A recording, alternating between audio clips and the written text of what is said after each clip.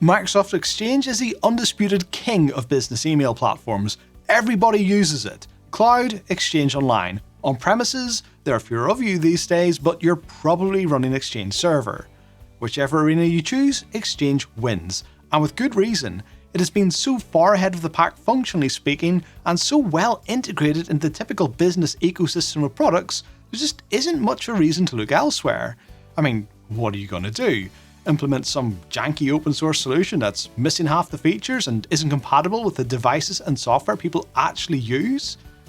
Well, I want to tell you about an open source solution I've come across that actually could give Exchange a run for its money. In some ways, it's honestly better. First, let's do a bit of groundwork. Some of you are already typing, what about Postfix? What about Exum? What about Gmail?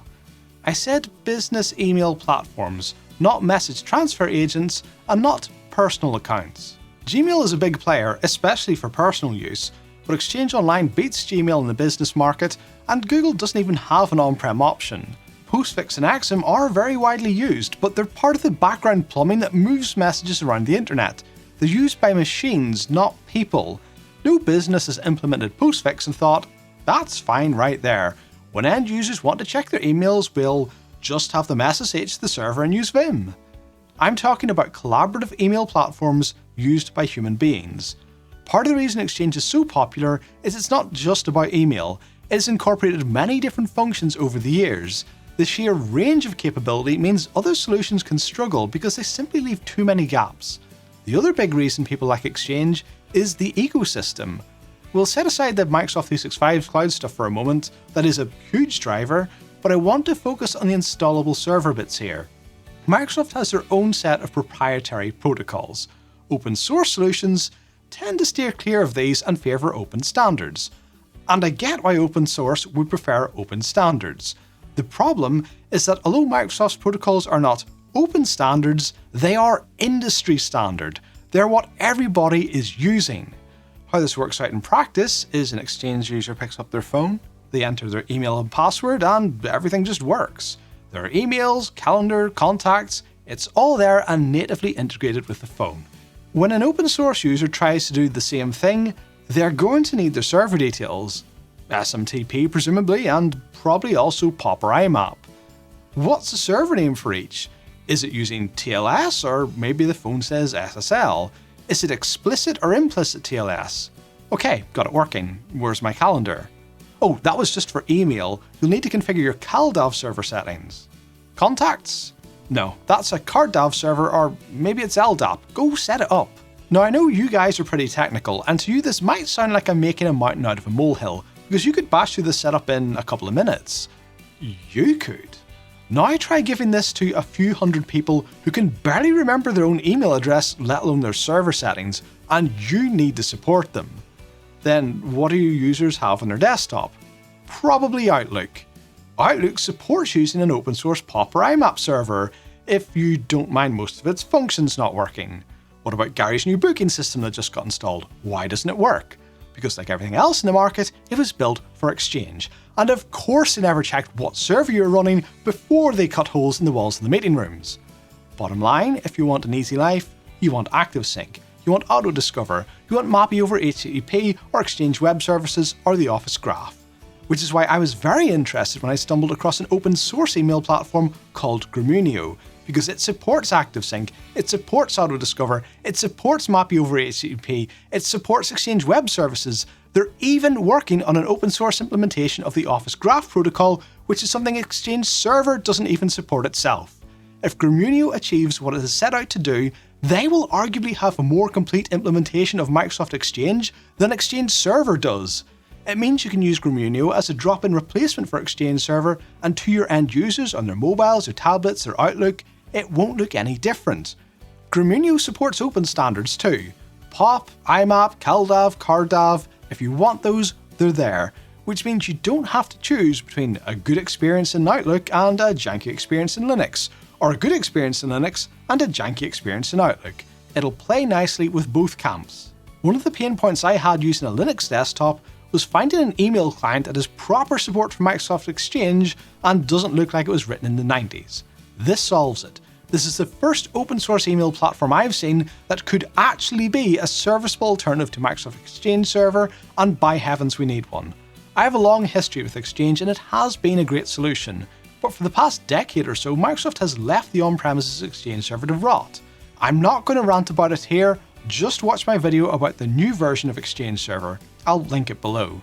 The point is, Microsoft was so far ahead of the competition they got complacent and decided to keep selling us the same old thing with no discernible effort put into keeping it updated. In fact, Exchange Server now has fewer features than Exchange Server 10 years ago. Remember the story about the hare and the tortoise? Yes, that's how we say it where I'm from, go whinge in the comments. Well, Microsoft's the hare, open source is the tortoise, and Microsoft may have been caught napping, because here comes Gremio, an open source email platform with open source implementations of the standard Microsoft protocols. Thanks to Microsoft 365, nobody's allowed to just do email though. So Gremio implements other services like file sharing, instant messaging, and video conferencing as well. I say integrates because although they're supplied as part of the Gremio stack, these services are all soft forks of other open source projects. Gremio Files, for example, is Nextcloud, Gremio Meet is Jitsi, Gremio Office is OnlyOffice, Archive is Pyler, and Anti-Spam is RSpamD. The core of Gremio, called Gromox, was originally forked from Capano, but unlike the various ancillary services like Files, this was not just a soft fork where they distribute a tweaked version. Gromox, Gremio, is an independent project moving ahead with its own direction, having implemented completely new protocols like Exchange Web Services that didn't exist in the original project. Personally, I would prefer to integrate the existing Nextcloud server in my home lab with Gremio, but I understand why they supply their own version. This isn't so much for home lab as for commercial use. Gremio the company sells support for Gremio the product. Like it or not, they're competing with Microsoft 365 and Google Workspace. If they sell the core Gremio email platform to a customer, that customer needs to add on things like Nextcloud to get a similar experience. But if they want support, that means they need to pay Gremio and Nextcloud.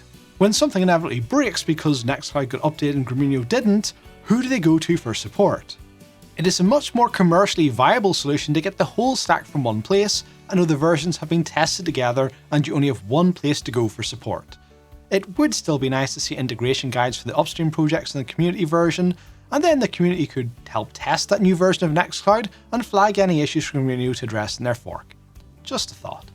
In terms of functionality, it's pretty good, but there are gaps compared to Exchange. Email, calendaring, contacts, it's all there. It even has public folders for any sadists still using them in 2024.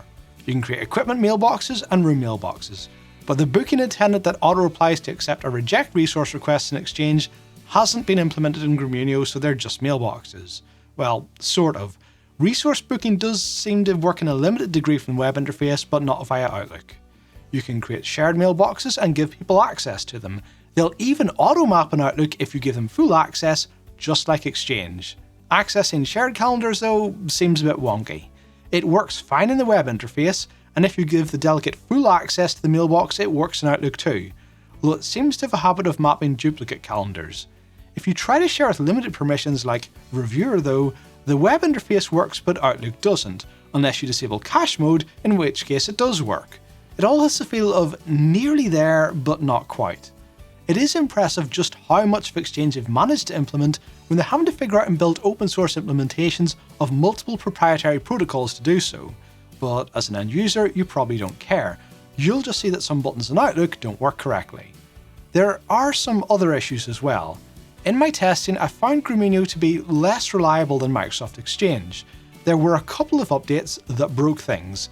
To give them credit, these issues were resolved quickly, but it's hard to justify why unable to send emails slipped through the testing of an email server, or why some packages failed to install because they'd been built for the wrong version of Linux, and presumably nobody tried to use them before releasing. I appreciate they're coming out of an automated build pipeline, but somebody set it up and didn't check it worked. The most frustrating problems were quite possibly not even Gremio's fault. Every couple of months I seem to have an issue with a corrupt Outlook cache, so I have to bin off my OST file and let it resync.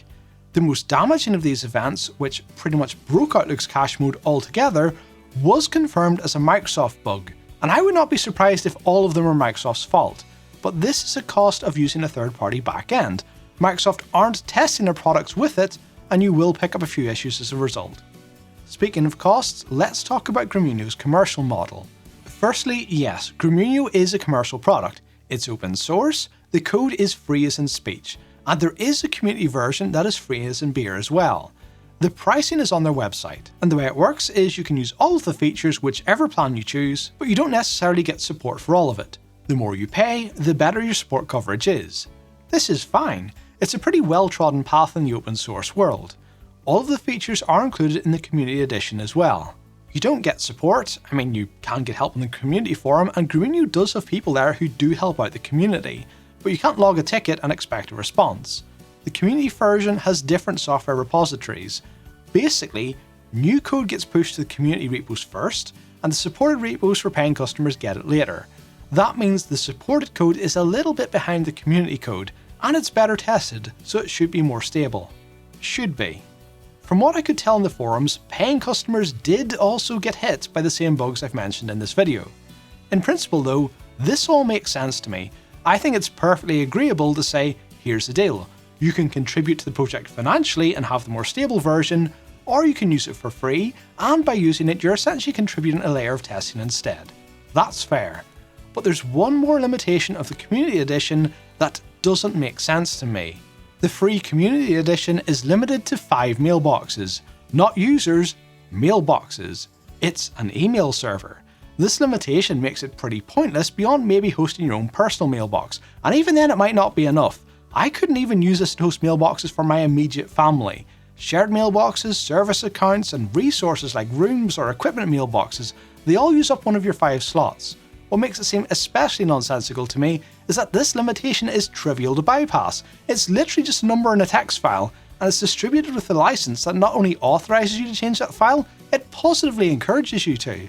It just makes me wonder, why bother? And I can't shake the feeling that this pseudo-limitation is holding the Grumunio project back. Why had I never heard of this software before? It's the only open source email platform I've used where I thought, if this keeps on the current trajectory, it could actually give Exchange Server a run for its money. Why are more people not using it? I stumbled across it buried at the bottom of a thread discussing open source alternatives to Exchange, where countless less capable options were suggested before it. The hint for me is in the reply when someone suggested Grumunio. It was something along the lines of, 5 mailboxes? What's the point? I agree, it feels more like commercial trial than community edition. For Grumunio to make a real impact, it needs a bigger community. They need more paying customers. They need contributors and evangelists to embrace it, not respond with, what's the point? After using Grumunio for a while, the impression I get is their biggest problem might just be that they don't have the resources to keep up with their own ambition. Some of the bugs that slipped into production were just a bit silly. Their documentation is incomplete. Their big release, originally planned for Q2 2023, was supposed to have a completed Exchange Web Services feature set and full modern authentication for Microsoft Outlook. It was not released in Q2, it just kept slipping. First it was Q2, then it was August, then it was the 29th of October, then it was the 11th of November, then it was the 16th, then the 17th. According to the release notes, it was actually released on the 18th, but I didn't see anything about it being announced until the 20th. Even so, it wasn't complete. Exchange Web Services was not quite finished until an update in December, and modern authentication is still only supported on the web interface, not Outlook. Now, I am not criticising their decisions to delay, they did the right thing. I would much rather have them released when they're ready and not to hit some arbitrary Q2 deadline, but there is a pattern of consistently overestimating their ability to deliver. If you look at what they have delivered, it's impressive. Open source RPC over HTTP, MAPI over HTTP, ActiveSync, Autodiscover, Exchange Web Services, with Office Graph in the pipeline. Credit where credit's due, but it seems clear given the slippage and missing features that they took on too much for the size team they have. Which is why I think the 5 mailbox limit on the free version is counterproductive. I think between the support options and the stable repos, there's enough of a business case that most companies should be using the paid version anyway. If I'm putting this into production in a commercial environment and I can pay some money to make it more stable, I'm going to pay the money. I don't want to be spending time debugging someone's code when I've got a business to take care of and people relying on it. The number of mailboxes doesn't really influence this for me. At home, I'll change the number and use 10 for free. At work, I'll happily pay, whether it's for 3 mailboxes or 3,000. I appreciate I'm probably fixating on this a little bit, But I can't shake the feeling that this artificial limit is doing more to limit their reach than it is to limit my mailboxes. It matters, because if you want a viable open source alternative to Exchange Server that people in the real world outside Linux forums actually want to use, the work being done by the team at Groomunio is important. More people need to know about this project. That's why I made this video. Can I recommend Groomunio to companies who aren't moving to the cloud and currently run an on-premises Exchange server? Not open source enthusiasts, Exchange customers. It pains me to say it, but no, not yet at least.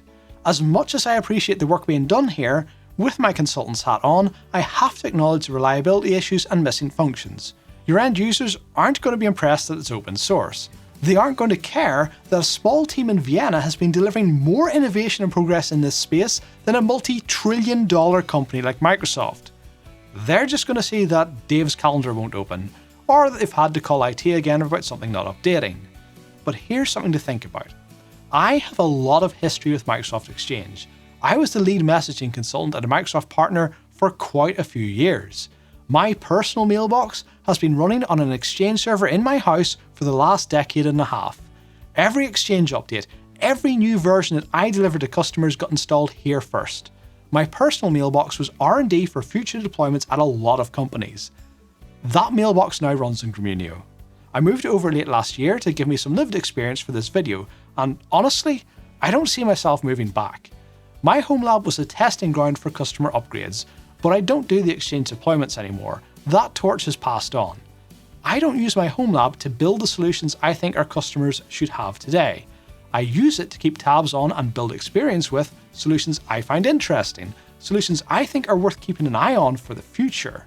Will Microsoft get upset about losing one Exchange server in a home lab? Not at all.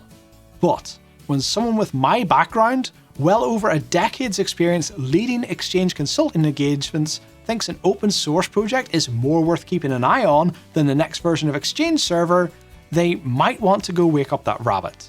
And you might want to watch another video, so click here after you've liked and shared this one.